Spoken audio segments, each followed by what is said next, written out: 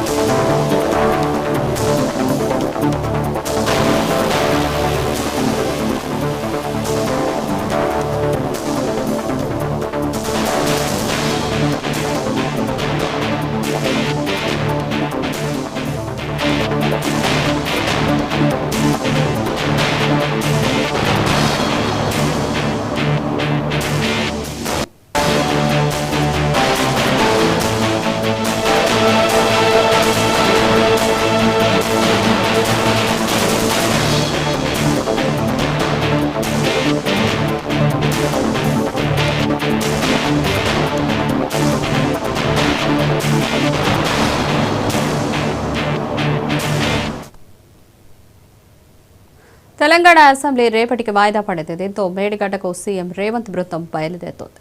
CM రేవంత్తో పాటు పలువురు మంత్రులు, ఎమ్మెల్యేలు మేడిగడ్డను సందర్శిస్తున్నారు. దీనిపై మరిన్ని అప్డేట్స్ మా ఇన్పుట్ ఎడిటర్ నవీన్ లైవ్లో అందిస్తారు. నవీన్, కొద్దిసేపటి క్రితమే అసెంబ్లీ నుంచి ముఖ్యమంత్రి రేవంత్ రెడ్డితో పాటు మంత్రులు, ఎమ్మెల్యేలు, ఎమ్మెల్సీలు కూడా మేడిగడ్డ కూడా బయలుదేరినటువంటి పరిస్థితి నెలకొంది. సరిగా 3:30కి అంటే మేడిగడ్డలో 3:30కి చేరుకొని అక్కడి నుంచి దాదాపు 2 గంటల పాటు మేడిగడ్డ బ్యారేజ్ అక్కడ పరిశీలించేటువంటి అవకాశం కూడా తెలుస్తుంది. కాబట్టి దీనికి కట్టుదిట్టమైనటువంటి భద్రత కూడా ఏర్పాటు చేయడం జరిగింది. నేరుగా ముఖ్యమంత్రి రేవంత్ రెడ్డి మాత్రం ఇటు నేరుగా అసెంబ్లీ నుంచి కూడా రోడ్ మార్గాన్ని మేడిగడ్డ ఏదైతే జయశంకర్ భూపాలపల్లి జిల్లాలో ఉన్నటువంటి మేడిగడ్డ బ్యారేజ్ కూడా వారు పరిశీలించేటువంటి అవకాశం కనిపిస్తుంది. ఎందుకంటే మేడిగడ్డ సంబంధించినటువంటి కాళేశ్వరం ప్రాజెక్ట్ గత ప్రభుత్వం ప్రతిష్టాత్మకంగా తీసుకున్నటువంటి పరిస్థితి ఉన్నటువంటి నేపథ్యంలో రీసెంట్గా కుంగుపాటు కావడం, దాంతోపాటు దీనికి నిర్లక్ష్యం వహించినటువంటి వారిపై కూడా కఠినమైనటువంటి చర్యలు కూడా తీసుకుంటామని చెప్పేసి ఇప్పుడు కాంగ్రెస్ ప్రభుత్వం కూడా చెప్పడం జరిగింది. అక్కడ ఉన్నటువంటి ఈఎన్సీతో పాటు అక్కడ ఉన్నటువంటి ఇన్ఛార్జ్పై కూడా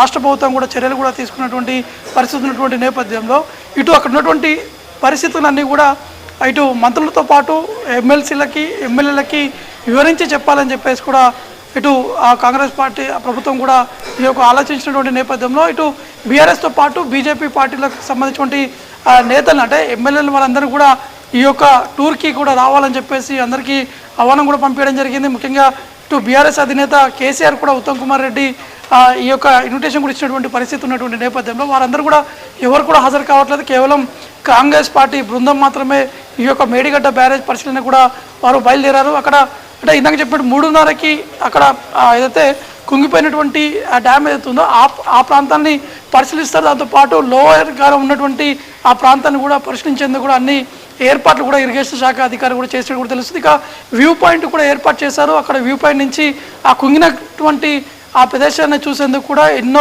పిల్లర్ దగ్గర ఏ పిల్లర్ అయితే కుంగిందో ఆ పిల్లర్ దగ్గర కూడా కొన్ని ఇరిగేషన్ శాఖకు సంబంధించినటువంటి అధికారులు కూడా కొంత పవర్ పాయింట్ ప్రెజెంటేషన్ కూడా ఏర్పాటు చేసినటువంటి పరిస్థితి నెలకొంది. కాబట్టి ఈ మేడిగడ్డ బ్యారేజ్ సంబంధించినటువంటి అంశం ఇప్పటికే ఇటు తెలంగాణలో చర్చనీయాంశంగా మారింది. ఎందుకంటే గత ప్రభుత్వం కొన్ని వేల కోట్ల రూపాయలు ప్రజాస్వామ్యాన్ని ఇటు ప్రాజెక్టుకు పేరు మీద పెట్టడం జరిగింది. కానీ ఇది ఎటువంటి నాణ్యత లేకపోవడం వల్ల తీవ్రస్థాయిలో ఇబ్బంది కలుగుతున్నటువంటి పరిస్థితి ఉన్నటువంటి నేపథ్యంలో ప్రస్తుతానికి కాంగ్రెస్ పార్టీ ఇప్పుడు అధికారానికి వచ్చిన తర్వాత ముఖ్యంగా కాళేశ్వరం ప్రాజెక్టు పైనే ఎక్కువగా ఫోకస్ కూడా పెట్టారు. అక్కడ ఉన్నటువంటి పరిస్థితులన్నీ కూడా పవర్ పాయింట్ ప్రెజెంటేషన్ ద్వారా తెలంగాణ ప్రజలకు కూడా వివరించి చెప్పడం జరిగింది. మరోవైపు అసెంబ్లీలో కూడా ఇటు కాళేశ్వరం ప్రాజెక్టు సంబంధించినటువంటి అంశాలపై కూడా చర్చనీయాంశంగా మారినటువంటి పరిస్థితి ఉన్నటువంటి నేపథ్యంలో ప్రస్తుతానికి మాత్రం కాంగ్రెస్ పార్టీ ఎమ్మెల్యేలందరూ కూడా ఈ యొక్క బస్సులు అంటే 3 బస్సులు కూడా ఏర్పాటు చేశారు. ఆ 3 బస్సులలో ముఖ్యమంత్రి వీరందరూ కూడా నేతలందరూ కూడా వెళ్ళడం జరిగింది. సరిగా అంటే 3:30 నుంచి 5 గంటల వరకు కూడా అక్కడ సందర్శిస్తారు. దాని తర్వాత ఒక పవర్ పాయింట్ ప్రెజెంటేషన్ కూడా ఉత్తమ్ కుమార్ రెడ్డి ఏర్పాటు చేశారు. ఆ పవర్ పాయింట్ ప్రెజెంటేషన్ చూసిన తర్వాత రేవంత్ రెడ్డి మేడిగడ్డ బ్యారేజ్ నుంచే మీడియాతోటి మాట్లాడతారు. అక్కడ ఉన్నటువంటి పరిస్థితులు, రాష్ట్రంలో ఉన్నటువంటి అంశాలు, ఎన్ని కోట్లు కాళేశ్వరం ప్రాజెక్టుకి నిధులు కేటాయించారు, దాంతోపాటు ఎంత ఖర్చు పెట్టారు, దాంతోపాటు అక్కడ ఉన్నటువంటి డ్యామ్ సంబంధించినటువంటి సేఫ్టీ ప్రికాషన్స్ కావచ్చు, ఇంతకుముందు విజిలెన్స్ విచారణ కూడా చేపట్టినటువంటి నేపథ్యంలో ఆ విజిలెన్స్ ఏ విధంగా వారు రిపోర్ట్ ఇచ్చారన్న అంశాలపై కూడా రేవంత్ రెడ్డి వివరించి మీడియాతో మాట్లాడేటువంటి అవకాశం ఉన్నట్టు కూడా తెలుస్తుంది. కాబట్టి ఒకవైపు ఇటు వరంగల్ ఏదైతే జయశంకర్ భూపాలపల్లిలో కాంగ్రెస్ పార్టీ ఈ విధంగా బస్సులలో మేడిగడ్డ కూడా వెళ్ళడం జరిగింది. మరోవైపు బీఆర్ఎస్ పార్టీ మాత్రం నల్గొండలో పెద్ద ఎత్తున సభను కూడా ఏర్పాటు చేసినటువంటి పరిస్థితి ఉన్నటువంటి నేపథ్యంలో ఒక నీటి వివాదం అనేది మళ్ళీ తెలంగాణలో ప్రారంభమైనట్టు కూడా మనకి స్పష్టంగా అర్థమవుతుంది. Right Naveen, thank you.